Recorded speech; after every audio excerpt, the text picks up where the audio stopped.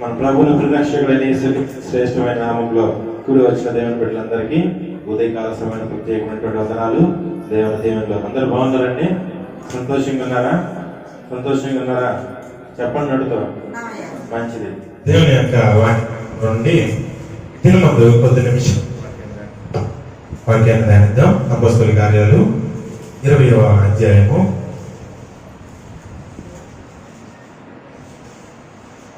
4వ వచనం నుంచి 12వ వచనం వరకు చదువుదాం. అపోస్తలుల కార్యాలు 20వ అధ్యాయము 4 నుంచి 12వ వచనం చదువుదాం.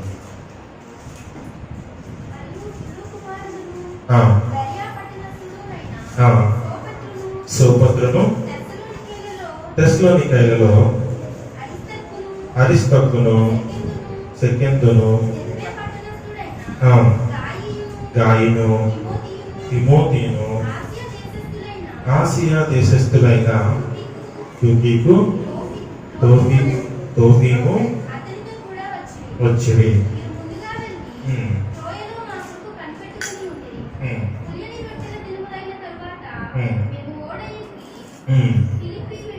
ఫిలిప్పీని విడిచి 5 దినములలో త్రోయకు వచ్చి అక్కడ రోజులుండి చదువు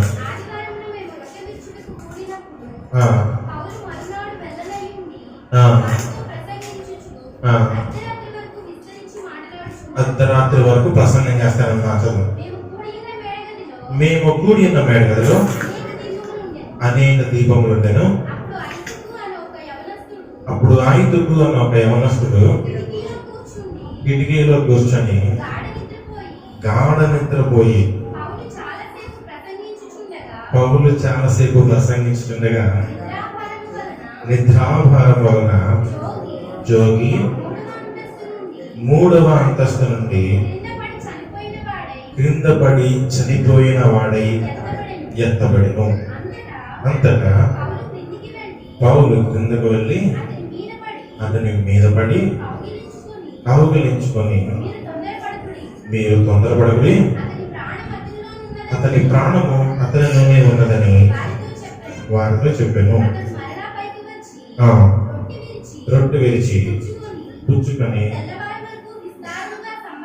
తెల్లవారు వరకు విస్తారంగా సంపాదించి బయలుదేరను. వాడు బ్రతికిన చిన్నవాడిని తీసుకొచ్చి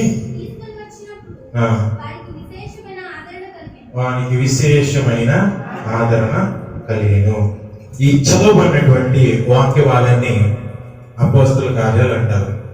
ఈ అపోస్తలుల కార్యాలని మనకు అందించింది తెలుసా? లూకా గారు. ఎవరు? అపోస్తలుల కార్యం ఎవరు రాశారు? పౌలు అనే వాళ్ళు ఎంతమంది చెప్పండి? పౌలు అనే వాళ్ళు ఎంతమంది? ఒక్కరు కూడా లేరా? లూకా అనే వాళ్ళు ఎంతమంది? ఇప్పుడు నేను చెప్పానా? దేవుడు దీవించను కాక. ఆమె వైద్యాధికారి అయినటువంటి లూకా. ఈ లూకా రాసినటువంటి ఈ పత్రికలన్నీ అడ్రసింగ్ టువర్డ్స్ థియోఫిలా ఉంటుంది అనమాట. స్టార్టింగ్ లో కనుక వహించిన థియోఫిలా రాసింది. అయితే ఈయన ఎవరి శిష్యుడు? మోస్ట్ ప్రాబబుల్లీ మనం చెప్పుకోవాలంటే ఈ యేసు ప్రభు శిష్యుడు కానే కాదు, పౌలు గారికి శిష్యుడు. పౌలు గారితో పాటు తిరిగాడు, పరిచర్య ఆయనతో పాటు వెంబడించాడు, ఆయనతో పాటు పరిచర్య చేశాడు. ఆయన చెప్పుతుంటే రాశాడు. ఇదే కాకుండా కొలస్సీ తిమోతి అనే పత్రికలను కూడా మరి పౌలు గారు చెప్తుంటే ఈయన అంటే రాశాడు. అంటే పెన్మెన్ గా కూడా మరి పౌలు గారికి చాలా ఉపయోగపడ్డాడు. ఆయన యొక్క పరిచర్యలు గొప్ప. మరి ఆయన గురించి చెప్పాలంటే వైద్యమే కాక మంచి పరిశోధకుడు కూడా. ఆయన పరిశోధకుడు అనేటువంటి మాట ఎందుకు వాడతామంటే, ఏదన్నా విషయం జరిగింది అంటే మనం ఏం చేస్తాం? రోడ్డు మీద యాక్సిడెంట్ అయ్యింది. ఎక్కడ యాక్సిడెంట్ అయ్యింది అంటే బేబుమోల్ రోడ్డు ఉంది కదా, అక్కడ యాక్సిడెంట్ అయ్యింది అని చెప్తారు ఎవరన్నా. తర్వాత ఇంకొక ముగ్గురిని అడిగా 4 కూడా ఏం చెప్తాడు? ఒక కారు వచ్చింది, ఇలా ఎక్కిరి ఇటు తిరిగి పడిపోయింది అని చెప్తాడు. వీళ్ళలో ఎవడు బాగా చెప్పినట్టు? లాస్ట్ లో వచ్చినాడు పలానా వాళ్ళు ఎదురా ఈ విధంగా జరిగింది స్టోరీ అనుకుంటారా? నిజమే. ఏమైంది, అక్కడ నుంచి కార్ ఒకటి వచ్చింది, ఆడు స్పీడ్ లో బ్రేక్ వేసాడు. ఇప్పుడు ఈ సైడ్ ఇవి కడతా ఉన్నాడు, ఇంచుమించు 5 అడుగుల పైన ఎత్తుంది, ఆ 5-6 అడుగుల పైన పైకి కారు ఎగిరి తిరిగి పడింది. ఎవరు బాగా చెప్పినట్టు లాస్ట్ లో వచ్చినాడు, చక్కగా వివరంగా చెప్పాడు కాబట్టి వాడిని ఏమంటారంటే, వాడి దగ్గర ఏమంటది, మంచి విషయ పరిజ్ఞానం ఉన్నవాడు అంటారు. మనం కానీ లూకా గారిని కానీ గమనిస్తే ఏ విషయాన్ని అయినా సరే చక్కగా క్షుణ్ణంగా పరిశీలించి ఆయనదైనటువంటి శైలిలో మరి వాక్యాన్ని అందిస్తారు. ఎందుకంటే చాలా సందర్భాల్లో లూకా సువార్తలో మనం కానీ గమనిస్తే మనకు తెలియని రోగాలు చాలా ఉన్నాయంట, మనం ఎప్పుడు చూడనివి, మనకి తెలియనివి. ఎవరు మరి దీన్ని కనుక్కున్నారు అంటే, పలానాకి ఈ విధంగా కాలంలో నుంచి పొట్టలో నుంచి నీళ్ళు వచ్చేస్తున్నాయి, ఇదేంటి, ఇది ఒక జబ్బు ఉందా, డాక్టర్ దగ్గర అడిగితే వాళ్ళే దక్షిణలు జరిగేసి ఎప్పుడో చెప్పారు. కానీ మనం లూకా సువార్తలో చూస్తే ఏమంటది, ఈ మాటను మనం చూస్తాం, జలోదరైనటువంటి ఒక వ్యాధి ఉందని. ఇలా చాలా రకాలైన డిసీజెస్, చాలా రకాలైనటువంటి జబ్బులు, మందులు లేనటువంటి జబ్బులను దేవుడు స్వస్థపరిచాడు అన్న విషయాన్ని ఆయన కనపరుస్తూ రాస్తా ఉన్నాడు. అయితే ఈ యొక్క అపోస్తల కార్యాలను కానీ మనం గమనించినట్లయితే సుమారుగా క్రీస్తు శకం AD 80 నుంచి 90 సంవత్సరాల మధ్యలో మరి లూకా గారు దాన్ని పేపర్స్ మీద పెట్టినటువంటి ఆ విషయాన్ని మనం గుర్తుంచుకోవాలి. ఆ సమయంలో మరి ఆయన ఒక శరీరాన్నే కాక, లేకపోతే జబ్బులంటే ఎవరికి వస్తాయి, బాడీకి కదా, మానవ శరీరానికి కదా వచ్చేది, మానవ శరీరంలో ఉండేటువంటి జబ్బులే కాక చరిత్రలో ఉన్నటువంటి వాటిని కూడా ఆయన క్లీన్ గా, లేకపోతే పరిశోధించగలిగినంత మహాజ్ఞాని. ఇప్పుడు అపోస్తల కార్యాలను కానీ మనం గమనించినట్లయితే నూతన నిబంధనలో ఉన్నటువంటి ఒకే ఒక చరిత్ర పుస్తకం. ఇంకా చెప్పాలంటే ప్రారంభ సంఘ చరిత్ర అంటారు. చెప్పండి ఒకసారి, ప్రారంభ సంఘ చరిత్ర ఏంటిది? అపోస్తల కార్యాలు మొదటి 12 అధ్యాయాలు. ఒక గొప్ప యేసు ప్రభు యొక్క అనుచరుడు, ప్రధానమైనటువంటి శిష్యుడు, అపోస్తలుడైనటువంటి ఒక పెద్ద ఉంటే అక్కడ నుంచి పౌలు గారి విషయాలు ఉంటాయి అన్నమాట. ఆ తర్వాత నుంచి ఈయన ఎంటర్ అవుతాడు అనమాట, మినిస్టర్లు. ఈయన ఎంటర్ అయినప్పుడు ర్యాంక్ 2 గా ఎంటర్ అవుతాడు. బర్నబాస్ నెంబర్ 1 లో ఉంటే ఈయన ర్యాంక్ 2 అవుతాడు. క్రమేణా ఈ నెంబర్ 1 అయిపోతాడు, ఆయన 2, 3 పడిపోతా ఉంటాడు. ఇదేంటంటే దేవునిలో మనము ఉంటున్నటువంటి విధానం బట్టి చాలా సందర్భాలు అనొచ్చు. ఆ పిల్లలు 16-17 ఏళ్ళకి రక్షణ పొందారు, లేకపోతే 20 ఏళ్ళకి రక్షణ పొందాడు, నేను 50 ఏళ్ళకి పొందా. నువ్వు ఏ వయసులో పొందావు అనేది కాదు, ఎంత నువ్వు దేవునితో గడిపావు అనేది. ఎక్కువ సమయాన్ని నువ్వు దేవుడితో గడపడానికి కానీ, ఎక్కువ సమయాన్ని నువ్వు వాక్యాన్ని వినడానికి కానీ నువ్వు కానీ సమయాన్ని వెచ్చిస్తే ఎక్కువ దేవునిలో నువ్వు ఎదుగుతావు, ఎక్కువగా నువ్వు ఉన్నతమైనటువంటి పొజిషన్ కి వస్తావు అనేటువంటి ఉద్దేశం అన్నమాట. అయితే ఈ చరిత్రలో కూడా ఉన్నటువంటి విషయాల్ని చాలా జాగ్రత్తగా ఆయన గమనించాడు. ఒక మనిషి ఏ హైట్ నుంచి పడితే చచ్చిపోతాడు అనే విషయాన్ని కానీ మనం గమనించినట్లయితే, ఏనుగు పై నుంచి కింద పడిపోయి కూడా చచ్చిపోయిన ఉన్నారు. ఏనుగు తెలుసా? ఎప్పుడన్నా చూసారా? 4 కాళ్ళు ఉంటే చేతులు ఉండవు, చేతులు లాంటి చెయ్య కథలు ఉంటుంది, దాన్ని దొండం అంటారు. పెద్ద అంటారు. పళ్ళు ఉంటాయి, వాటికి పళ్ళు లోపల ఉండాలిగా, బయటకున్నాయంటే అది మృగం కాబట్టి దానికి బయటకున్నాయి. ఏనుగు అంటే 11 అడుగులు ఎత్తుంటది, 11. అక్కడి నుంచి పడిపోయిన మనిషి ఏమవుతాడు? ఛాన్స్ ఇస్తే కనబడి తలకాయ తెలుపుతుంది, ఏమవుతుంది? చచ్చిపోతాడు. మరి ఏ అంతస్తులో ఉన్నాడు? 3వ అంతస్తు. ఇది మనకి బాగా ఇది గమనించినట్లయితే ఫస్ట్ ని గ్రౌండ్ ఫ్లోర్ అంటారు, లేదా సెల్లార్ అంటారు. ఆ పైన దాన్ని ఏమంటారు? ఒక అంతస్తు. ఆ పైన దాన్ని అంటే ఇంచుమించు ఎన్ని అడుగులు ఎత్తున్నాడు ఈయన? మాట్లాడలేదండి, 40 అడుగుల ఎత్తుల నుంచి పడిపోయాడు కదా. సరే, వాక్యంలోకి వివరంగా వెళ్ళినప్పుడు దాని గురించి గమనిద్దాం. అయితే ఈ యొక్క లూకా గారిని మనం గమనించినట్లయితే ఈయన చాలా విషయాలు ఏదైనా సరే బాగా క్షుణ్ణంగా పరిశీలించి మరి ఆయన మనకి అందించడం జరిగింది. కాబట్టి ఈ లూకా సువార్త గాని అపోస్తల కార్యాలు కానీ చదివేటప్పుడు మనం పెద్దగా తలగా పెట్టాల్సిన పని లేదు. మన కళ్ళు మనసు ధ్యానం చేసి చదివితే చక్కగా మనకు అర్థమైపోతుంది. ఎందుకంటే చక్కగా విడమర్చి చెప్పాడు కాబట్టి. వాక్యంలో మనం గమనించినట్లయితే పౌలు గారు, ఆయన అనుచరులు, స్నేహితులు అందరూ ఒక దగ్గర కలిశారు. అక్కడ ఒక ఆత్మీయ దేవత యొక్క ఉత్సవం జరుగుతుంది. అక్కడ నుంచి ఆయన బయలుదేరి మరి అక్కడ నుంచి బయలుదేరి వేరే చోటికి ఆయనకి రావడం జరిగింది. ఆయన వచ్చి ఆయన గ్రీస్ మొదటి వచనంలో మనం చూసినట్లయితే ఆయనకి గ్రీస్ దేశానికి వచ్చినట్టు చూస్తాం. అక్కడ నుంచి ఆయన సిరియా వెళ్ళడానికి ప్రయత్నం చేస్తే సిరియాలో మరి శత్రువులు మొత్తం కాచుకుని ఉండేసరికి ఆయన సమ్ అదర్ ప్లేస్ వేరే దగ్గరికి వెళ్ళిపోతానికి ఆయన ఏం చేస్తాడంటే వేరే వెళ్ళిపోతాడు. ఫ్రెండ్స్ అందరితో గ్యాదర్ అయ్యి అక్కడ కొన్ని దినాలు అంటే అప్రాక్సిమేట్లీ కొన్ని నెలలు వాళ్ళతో పాటు చక్కగా గడిపి సంతోషంగా మరి అక్కడ వాళ్ళందరికి వాక్యాన్ని అందించి అక్కడ నుంచి ఆయన ఎక్కడ బయలుదేరాడు అంటే ఆ ఊరి పేరు త్రోయ. ఏ ఊరు? త్రోయ అనేటువంటి ప్లేస్ లో ఫ్రెండ్స్ అందరూ గ్యాదర్ అవ్వమన్నాడు. ఆయనతో పాటు అనుచరులు అందరూ గ్యాదర్ అవ్వమన్నాడు. ఆ ఊరు దగ్గరికి రాగానే అక్కడ ఎన్ని రోజులు ఉన్నాడు ఆయన? 7 రోజులు ఉన్నాడు. ఈ 7 రోజులు అక్కడ ఆయన చేసిన పని ఏంటంటే చక్కగా 7 రోజులు ఆయన సువార్తను అందించాడు. ఎక్కడైనా త్రోయలో 7 రోజులు సువార్తను అందించాడు. త్రోయలో ఉన్నటువంటి ప్రదేశంలో ఈయన వెళ్ళినటువంటి ప్రదేశం అంటే అప్పటి రోజుల్లో చర్చెస్ లేవు. ప్రారంభ సంఘ చరిత్ర అనేటువంటిది కానీ మనం చూస్తే ప్రారంభ సంఘ చరిత్రలో కట్టినటువంటి బిల్డింగ్స్ చర్చెస్ అనేవి అప్పట్లో లేవు. ప్రార్థనలు ఎక్కడ జరిగాయి అంటే ఎవరైనా సరే మన ఊర్లో బాగా మరి ఉన్నటువంటి జనాలందరిలో ఎవరికైతే పెద్దలు ఉంటుందో, ఎవరికైతే రక్షణ పొందిన వాళ్ళు పెద్దలు ఎవరి దగ్గర ఉంటుందో ఆ ఇంట్లో జరిగేది. ఇంకా చెప్పాలి అంటే ఎవరైతే ఎక్కువ వెళ్ళి మా ఇంట్లో ప్రార్థన అక్కడ మాత్రమే జరిగేది. ప్రారంభ సంఘ చరిత్రలో రొట్టె విరడం అనేది మీరు ఎప్పుడు కలిసి వాక్యం విన్న చివరిలో వాడు ఏం చేసేవాడు? రొట్టె విరడం అనేది జరుగుతూ ఉంటుంది. రొట్టె విరడం అంటే ఏంటి? మీరు అంటున్నారు కదా, నాకు తెలిసిపోద్ది. రొట్టె విరడం అంటే ఏంటి? అదే పొద్దున్న దోశలు వేస్తారు కదా, తీసుకుంటాం అదేగా. వైద్యులాడు సంస్కారం ఉన్న వాళ్ళందరికీ దేవుడు దీవించని ఆకపోయి వైద్యులాడు. అయితే ఈ ప్రాసెస్ జరగడానికి ఆయన అక్కడికి వెళ్ళడానికి ఉన్నప్పుడు ఈయన్ని ఒక ఇంట్లో ప్రార్థన అనేది స్టార్ట్ చేశారు. ఆ ఇల్లు గురించి ఆయన చెప్పారు. ఆ ఇంటి నిండా ఏమున్నాయంట? దీపాలు ఉన్నాయి. ఇంటి నిండా దీపాలు ఉన్నాయంటే మనం గమనించాలి అది ఎవరి ఇల్లు అయి ఉండాలి. అయితే ఒక పెద్ద రాజకీయ నాయకుడు లేకపోతే ఒక పెద్ద IAS ఆఫీసర్ ర్యాంక్ అప్పుడులో వాళ్ళ ఇంట్లో అన్న ఉండాలి, లేకపోతే బాగా ధనవంతుడన్నా అయి ఉండాలి. ఒకటి విషయం మనకు అక్కడ క్లియర్ అయింది. ఈ విషయం ఎందుకని అక్కడ రాయబడింది అంటే చాలా సందర్భాల్లో క్రైస్తవులు అంటే ఏమంటారు తెలుసా? క్రైస్తవులు అంటే ఏమంటారు? వాళ్ళు చాలా మాట్లాడండి, వాళ్ళు చాలా పేదలు, వాళ్ళ ఇంట్లో ఏముండవు. ఎవరు? బ్యాంకులో ఇంత ముందు ఒక మాట వచ్చిందనమాట. బ్యాంక్ లోన్స్ ఇవ్వడానికి ట్రై చేసినప్పుడు క్రైస్తవుల వాళ్ళలో ఏముంటాయి, ఒకవేళ లోన్ ఎక్కొడితే తెచ్చుకోవడానికి కూడా వాళ్ళ ఇంట్లో ఏముండవు అనేటువంటి మాటలు అప్పట్లో అనేవాళ్ళు. కానీ వాక్యం ఏం చెప్తుందో తెలుసా? వాళ్ళే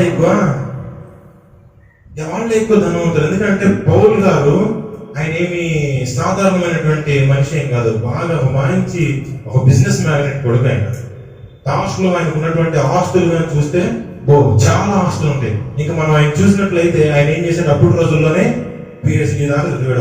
ఎప్పుడు రోజుల్లో క్రీస్తు పూర్వం క్రీస్తు శకం ఎర్లీ ఫస్ట్ సెంచరీలోనే ఆయన చదివాడు. సో ఆయన అక్కడ చెప్తున్నాడు ఏమని, మేమున్న ఇంట్లో ఏమన్నాయంట స్థానానికి చాలా లైట్లు ఉన్నాయి. అంటే ఆయనకి మించి ఉండొచ్చు బహుశా, అంటే ఆయన కంటే కూడా రిచ్ అయి ఉండొచ్చు. జాగ్రత్తగా వినాలి వాటి. చాలా మంది అప్పుల బాధల్లో ఉంటారు కదా, చాలా మందికి బయటికి చెప్పుకోగానే లోపల చాలా ప్రాబ్లమ్స్ ఉంటాయి కదా, ఉంటాయా ఉండవా? మరి అక్కడ ఉన్నటువంటి క్రైస్తవులు ఎందుకని అంతలా ఆ విధంగా దీవించబడ్డారు? ఎందుకనంటే ప్రారంభ సంఘ చరిత్రలో ఎందుకని వారంతా దీవించబడ్డారంటే ప్రారంభ సంఘ చరిత్రలో వాళ్ళకి కలిగింది మొత్తం దేవుడికి ఇచ్చారు. వాళ్ళు కలిగిన దాంట్లో మాక్సిమం దేవుడి మీద పెట్టేశారు. వాళ్ళు కలిగిన దాంట్లో మొత్తంగా వాళ్ళు ఏం చేశారంటే దేవుని పరిచర్యకు వాడారు. దేనికి వాడారు? దేవుని యొక్క పరిచర్య, సువార్త వ్యాప్తి, దేవుని రాజ్య వ్యాప్తికి వాళ్ళు ఎక్కువ వెచ్చించేసరికి దేవుడు ఏం చేస్తున్నాడు? ఎవరి పేరు తీసుకొచ్చారు? దేవుడి పేరు వేసి నెక్స్ట్. ఆ విధంగా జరగబట్టి అక్కడ ఏమవుతుందంటే ఆ ఊర్లోనే ఉన్నటువంటి ఒక పెద్ద గృహానికి, లేకపోతే ఒక మంచి ధనవంతుల గృహానికి మరి అక్కడ చేరడం జరిగింది. అక్కడ ఆయన వాక్యం చెప్తా ఉన్నాడు. వాక్యం ప్రారంభించారు. సాధారణంగా వాక్యం ఎంతసేపు వింటారంటే సాధారణంగా వాక్యం ఎంతసేపు వింటారు? 30 to 45. ఎవరన్నా అంతే కదమ్మా?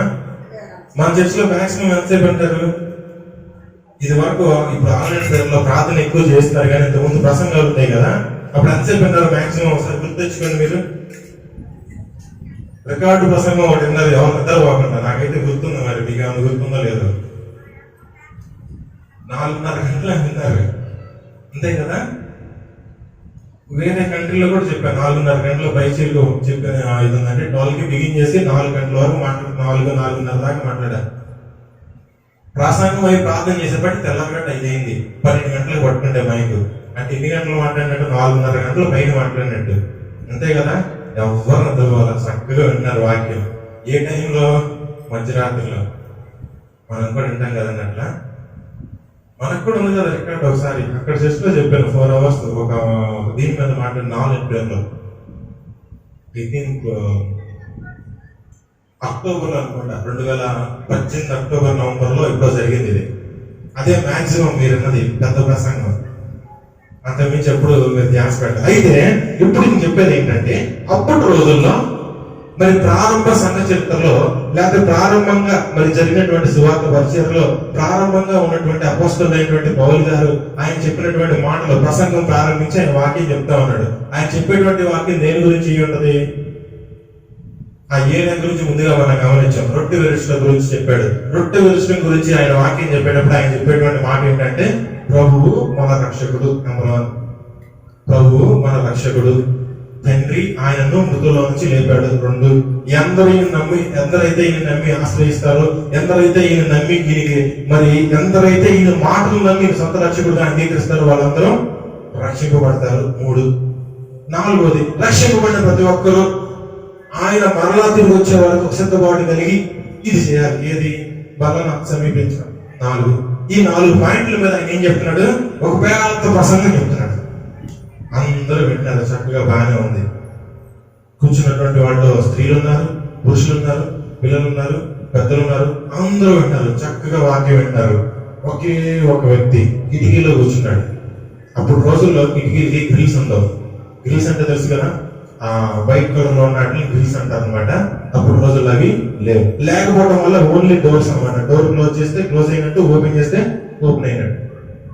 ఈయన అందులో కూర్చొని వాక్యం వింటాడు. మనం గమనించినట్లయితే 9వ వచనంలో ఆయన ఏం చేస్తున్నాడు? వాక్యం వెంట బాగా ఒకసారి 9వ వచనంలో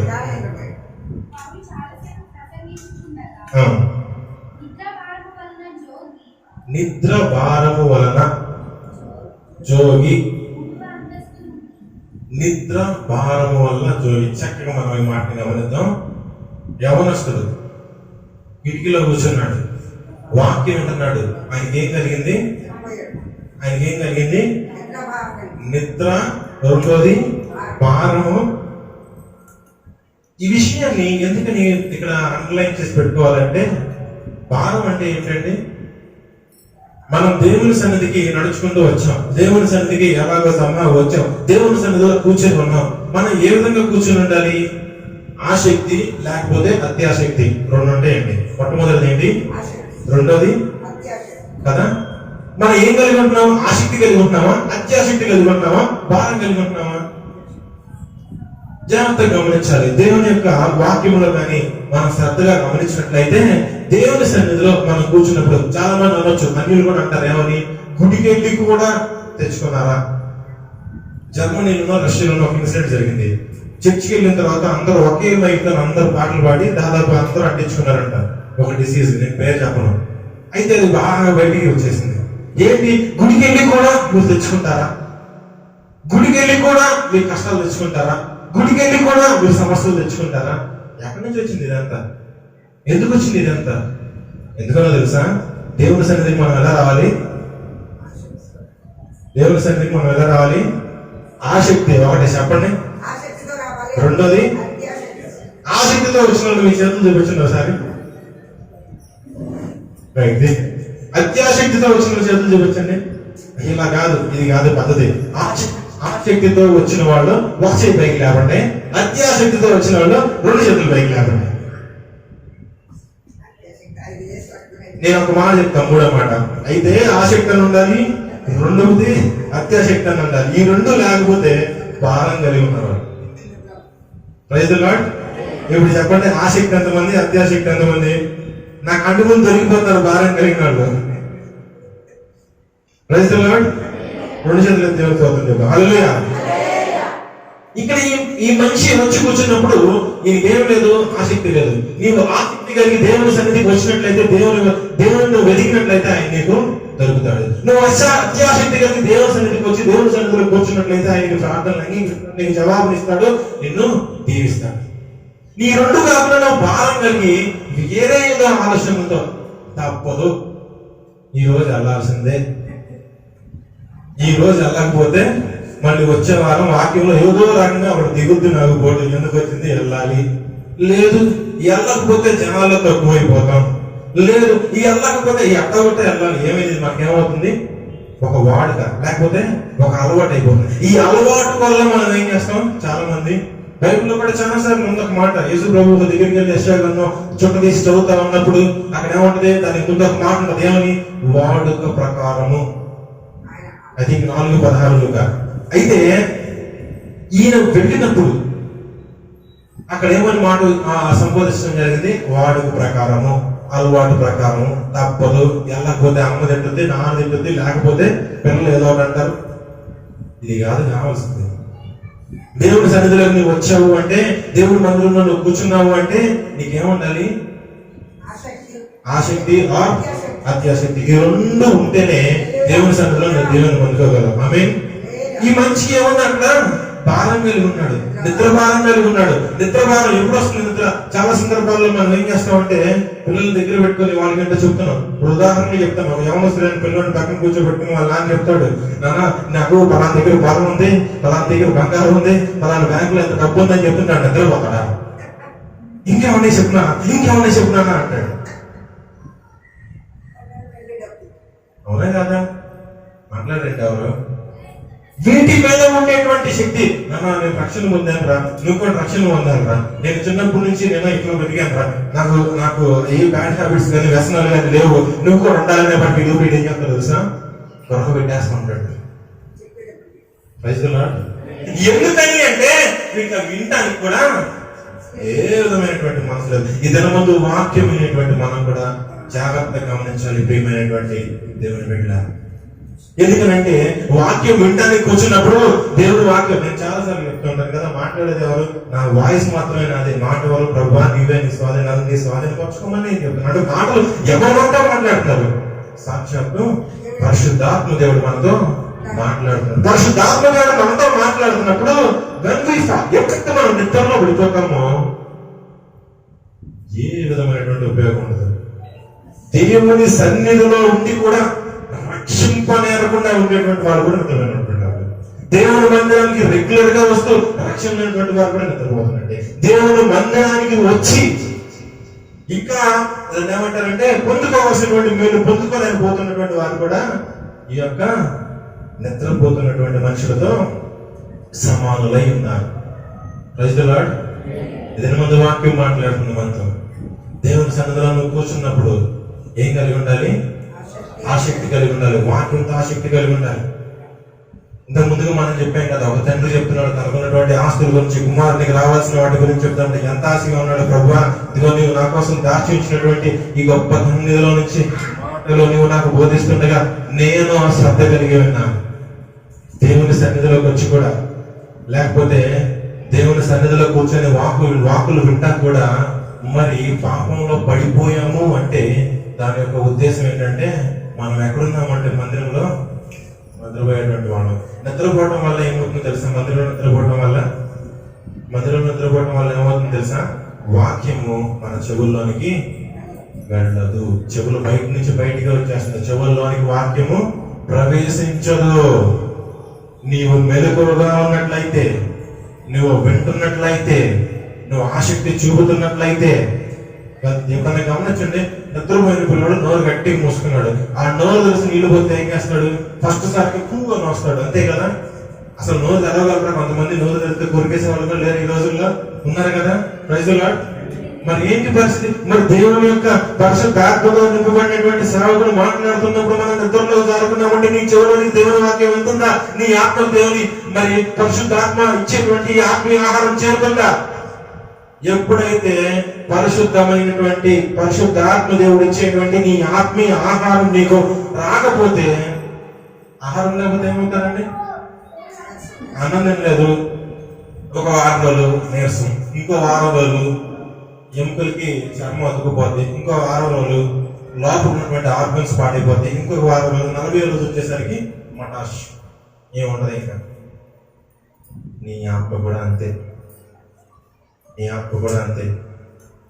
రక్షణ పొంది ప్రార్థనలు చేసుకుంటా అంత బాగానే ఉంది, మందిరానికి ఏర్పడేసి ప్రార్థన చేయడం మానేసి ఈ పనులన్నీ చేయడం వల్ల ఏమవుతుందంటే గ్రాడ్యువల్ గా ఎప్పుడైతే నువ్వు నీ ఆత్మకు ఆహారం పెడతావు, ఎప్పుడైతే తగ్గిస్తావో మొట్టమొదటి ఏమవుతుందంటే ఆత్మ ఏమవుతుంది, నీలో ఉన్నటువంటి నీ యొక్క ఇన్నర్ స్పిరిట్ ఏమవుతుందంటే నెమ్మదిగా నీరసం అవుతుంది. నీరసం అవుతున్న సంగతి నీకు తెలియదు. ఎందుకో తెలుసా? నీరసం ఉన్న సంగతి నీకు తెలియదు. ఎందుకంటే లోపల బలంగా ఉన్నప్పుడు నువ్వు బలంగా ఉండొచ్చు, బలంగా ఉన్నప్పుడు నువ్వు బయట బలంగా ఉండొచ్చు. ఏ విధంగా సిమ్టమ్స్ బయటపడతా ఉంటాయి. నీలో ఆత్మ బలహీన పడింది అనుకోండి, లోపల శరీరం ఎలా ఉంటుందో తెలుసా? దాని క్రియలు వికృతంగా చూపిస్తూ ఉంటది. మాట ద్వారా గాని, ప్రవర్తన ద్వారా గాని, క్రియల ద్వారా. కొంతమంది అంటూ ఉంటారు, ఈ యాటిట్యూడ్ నీ దగ్గర ఎప్పుడు చూడలేదా నేను అంటారు. నువ్వు ఇలా ఉంటావు, నేను ఎప్పుడు చూడలేదు. అర్థం ఏంటంటే నీ ఆత్మ లోపల సావడానికి సిద్ధంగా ఉంది. దేవుని యొక్క వాక్యాన్ని వినకపోతే ఏమవుతుంది? ఐదుకు అనేటువంటి యవనస్తుడు ఆ రోజు అక్కడ ఏమయ్యాడు? చచ్చిపోయాడు. మనం అక్కడ మాట కానీ గమనిస్తే చనిపోయి ఎత్తబడ్డాడు అన్నది చూడండి మాట. ఎందుకంటే ఎవరన్నా దీన్ని క్రాస్ చేయాలంటే చనిపోయాడు అక్కడ వదిలేస్తారు. చనిపోయి ఏమైంది? మనిషి ఎత్తబడ్డం కూడా జరిగిపోయింది. అంటే అతను ఆత్మ తన శరీరాన్ని విడిచి వెళ్ళిపోయింది. ఆత్మ శరీరాన్ని విడిచి ఎందుకు వెళ్ళిపోయింది అంటే ఆయన వాక్యాన్ని అక్కడ వినలేకపోతుంది. సాతానుడు ఏం కల్పిస్తున్నాడు? భారం కలిగిస్తున్నాడు, నిద్రను కలిగిస్తున్నాడు. నిద్ర అవస్థలో ఉండిపోయాడు యవనస్తుడు. జోగి అంటే అడ్డు ఇటు తోలుతా ఉన్నాడు. బహుశా పౌలు గారు కన్ను కూడా వేస్తుండాలి, చూస్తుండాలి. అందుకని కదా కబురు బాగా పెరిగింది. చూస్తా అంటే వీరందరూ వచ్చనమాట. వాకింగ్ చెప్పే వాళ్ళకి ఎవరెవరు నిద్రపోతున్నారో తెలీదా? వాకింగ్ చెప్పే వాళ్ళకి ఎవరెవరు నిద్రపోతున్నారో తెలీదా? మాట్లాడండి, అంతా తెలిసిపోతుంది. అక్కడ పౌలు గారు చేసే పని కూడా అదే. అందుకని నేను చెప్పాడు, ప్రసంగం పరిగెత్తాడు పాపం. ఆయన అంతమంది శ్రద్ధగా ఏంటంటే పాపం ఒక పిల్లడి కోసం పరిగెత్తాడు. ఈ గారి పేరు ఏం చెప్పాను? ఐతుకు కదా, లాటిన్ పదం, గ్రీక్ ప్రొనౌన్సియేషన్. ఐతుకు అంటే గుడ్ అని, టుకుస్ అంటే ఛాన్స్ అని, గుడ్ ఛాన్స్ అని అర్థమైన పేరు. ఐతుకు అని అర్థం ఏంటంటే, ఐతుకుస్ అంటే గుడ్ ఛాన్స్. గుడ్ ఛాన్స్ తెలుగులో ఏమంటారు? మంచి అవకాశం. Praise Lord. మంచి అవకాశం చెప్పండి. మంచి అవకాశం ఎవరు? 5 గంట ఎవరో మంచి అవకాశం ఆయనకి దొరికిందా లేదా? మంచి అవకాశం చెప్పండి. వండర్ఫుల్ ఛాన్స్ దొరికింది. Not only good chance, what he got is wonderful chance. 3వ అంతస్తు నుంచి కానీ మనం గమనిస్తే, 3వ అంతస్తు అంటే చెప్పింది కదా, ఇంచుమించు 40 అడుగుల ఎత్తులో నుంచి ఆయన ఏం చేశాడు?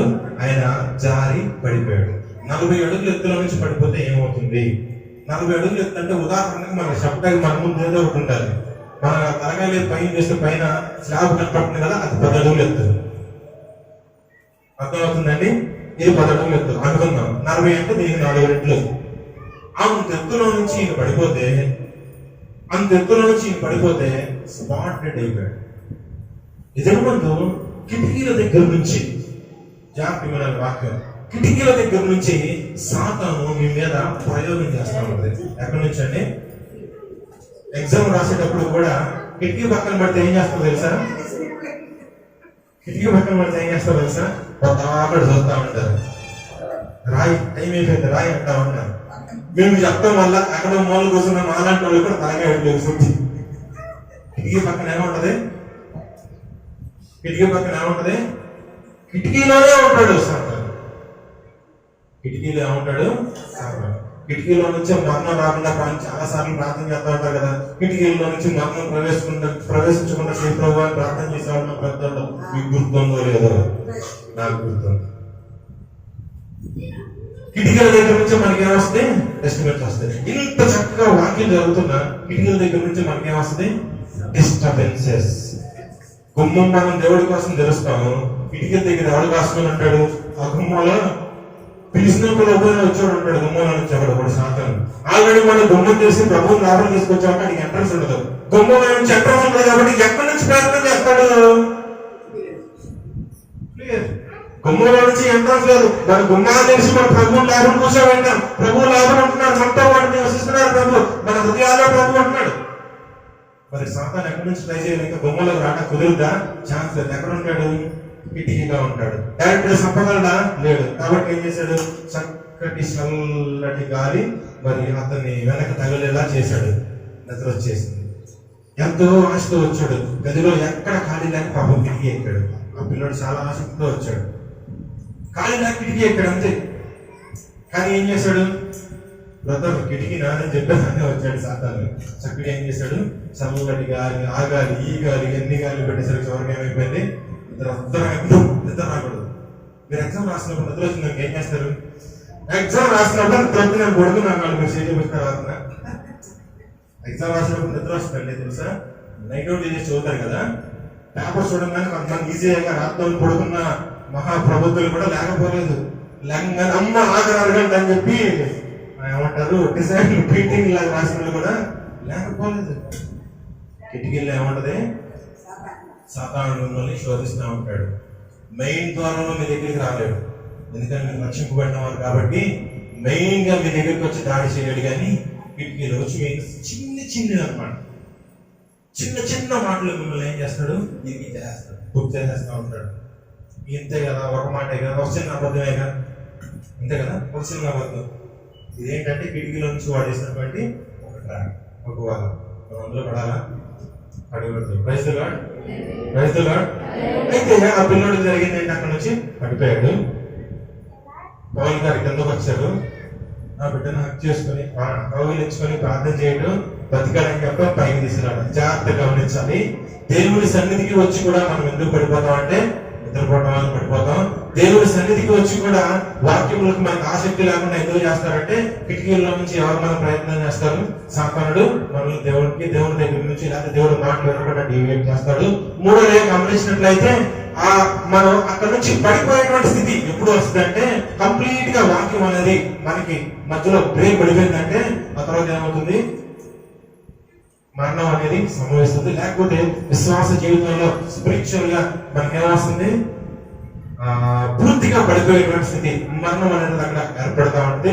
అయితే ఈ పరిస్థితులన్నీ జరిగినాయి, జాగ్రత్తగా ఉండాలి. ఈ పరిస్థితులన్నీ జరిగినాయి. ఒక యవనస్తుడి జీవితంలో మంచిగా రొట్టె విరుస్తున్నాడంటే ఆ పిల్లడు అప్పటికే రక్షణ పొందాడు. ఎందుకంటే ఆ తర్వాత మాటలో మనం చూస్తే యవనస్తుడు ఏం చేస్తాడు?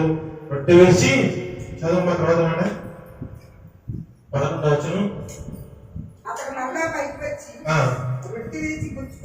చాలు. తర్వాత పైకి వచ్చి ఏం చేశాడు ఆయన అంటే? ఎవరైనా ఆల్రెడీ రక్షింపబడినటువంటి వాడు, ఆల్రెడీ అంటే అప్పటికే ఆయన ఏం చేశాడు? మంచి అవకాశమైనటువంటి ఆయన ఏం చేశాడు? అప్పటికే రక్షణ పొందుకున్నాడు. అప్పటికే రక్షణ పొందుకున్నటువంటి ఆ యవనస్తుడు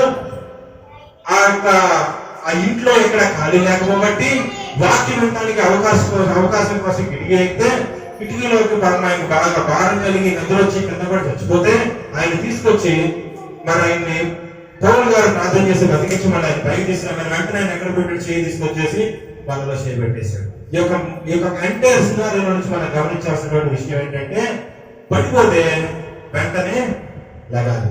ప్రైజ్ ది లార్డ్. పడిపోతే ఏం చేయాలి? లెగుస్తావా లేవా? పరిగెత్తుకుంటా రోడ్డు మీద మీ అబ్బాయి పరిగెత్తుకుంటే రోడ్డు మీద పడిపోయాడండి, అక్కడ నుంచి పాకుండా వస్తా లేచి వస్తాడా? మీలో ఎంతమంది తల్లి ఉన్నారు? మా అబ్బాయి అక్కడ నుంచి పాకుండా వస్తాడని ఎంతమంది చెప్తారు? అర్థం కాలేదా? అర్థం కాలేదా? సరే, తల్లులు ఉన్న వాళ్ళు తల్లు, మామలు అయిన వాళ్ళు మామలు చెప్పండి. ఇప్పుడు మీ పిల్లలు పరిగెత్తుకుంటా రోడ్డు మీద పడిపోయిన దగ్గర నుంచి పాకుండా వస్తారా లేచి వస్తారా? గట్టిగా చెప్పాలి సమాధానం. లేచి వస్తారు కదా. మీ పిల్లలకు ఉంది లెగాలని, మరి మీకు ఉందా పడిపోతే లెగాలని? పడిపోయారు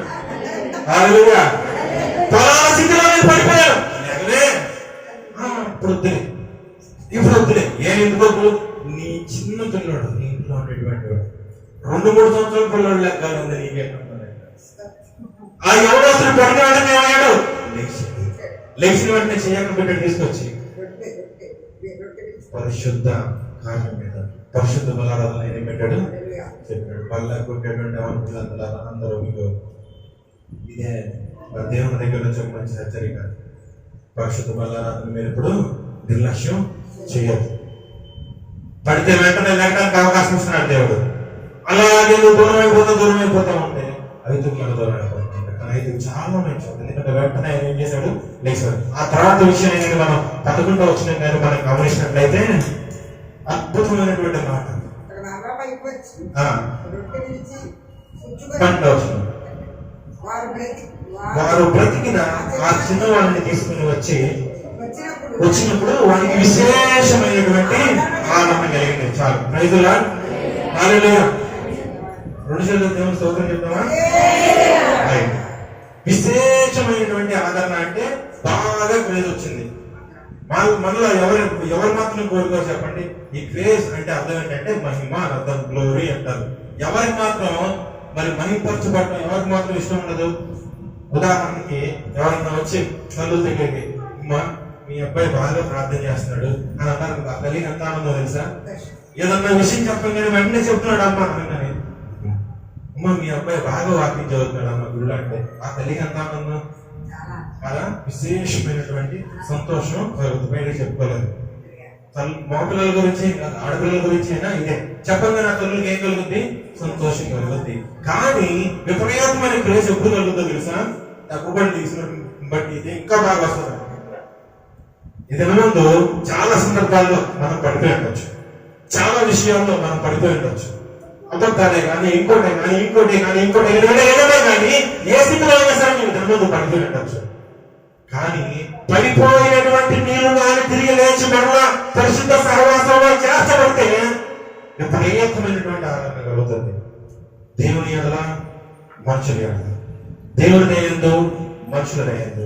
ఇది ముందు వాక్యమైనటువంటి ప్రత్యేకమైన ఐదుకు ఏ విధంగా అయితే లేపబడ్డాడో మీలో ప్రతి ఒక్కరు కూడా ఏదో ఒక విషయంలో జారిపోయి ఉండొచ్చు. ఎందుకంటే గుమ్మంలో నుంచి ప్రభు మన హృదయాల్లో వచ్చి